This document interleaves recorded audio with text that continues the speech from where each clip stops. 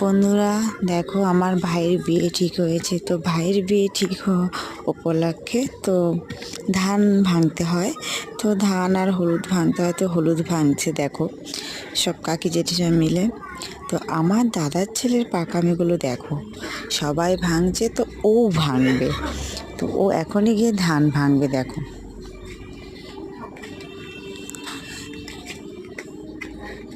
এই এই বসলো, এই উঠবে কি উঠবে না ভাবছে, এবার উঠলো, এই বসলো। দেখো এবার দেখো ভাঙাটা হয়েছে। তোমরা সবাই বলো কেমন হয়েছে ধান ভাঙাটা।